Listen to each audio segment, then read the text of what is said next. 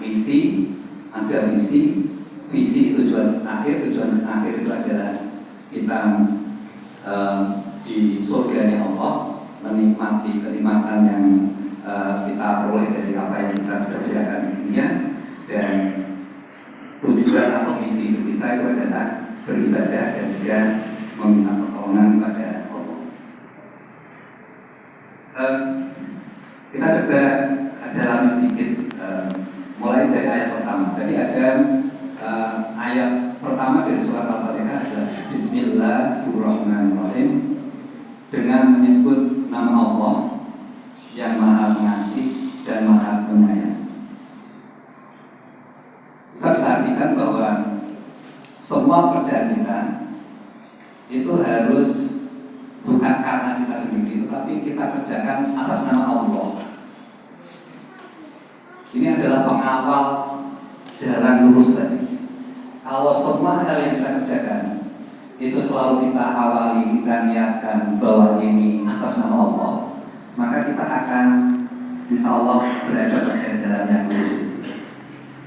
Karena kita tidak mungkin mengerjakan sesuatu kejelekan kalau itu kita niatkan atas nama Allah. Di pembuka Al-Quran ini sudah ngasih benteng supaya kita konsisten istiqomah untuk berjalan ke jalan yang lurus tadi. Dan kemudian dikenalkan banyak sifat Allah yang 99 itu, tapi di ayat pertama yang Allah sampaikan itu adalah dengan nama Allah yang Maha Pengasih dan Maha Penyayang. Banyak yang menafsirkan bahwa pengasih itu adalah kasih sayang Allah di dunia. Ar-Rahman, Ar-Rahim itu adalah kasih sayang Allah di akhirat. Di dunia semua makhluk disayang Allah, tetapi nanti di akhirat yang mendapat kasih sayang Allah itu hanya yang beriman dan menjalankan perintah Allah.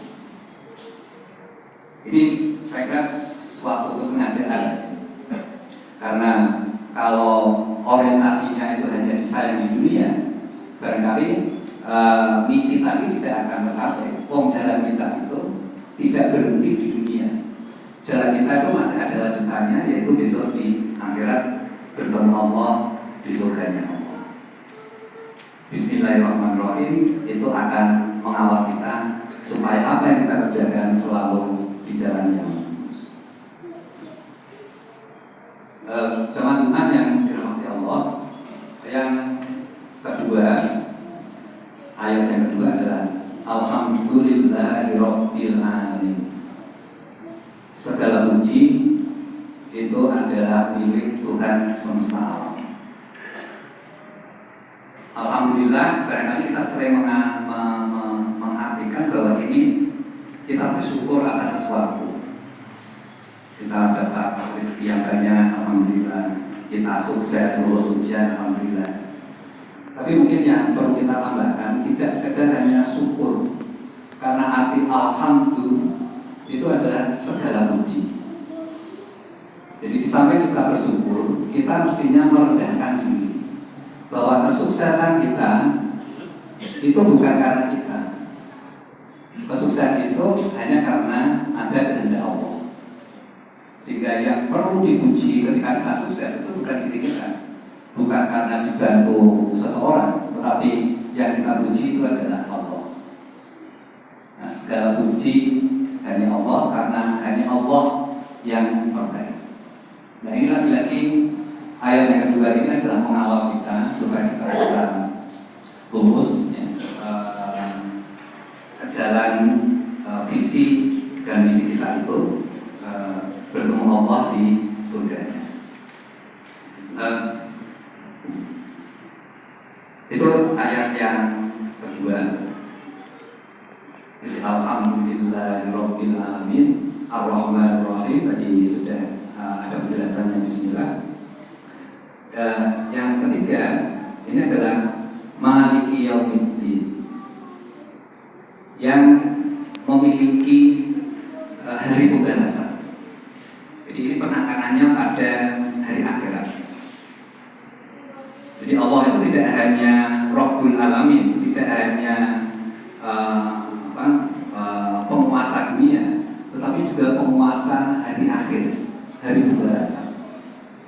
Ini mengingatkan kita bahwa sekali lagi bahwa hidup kita itu tidak berhenti di dunia, masih ada hari pembalasan yang di akhirat tadi.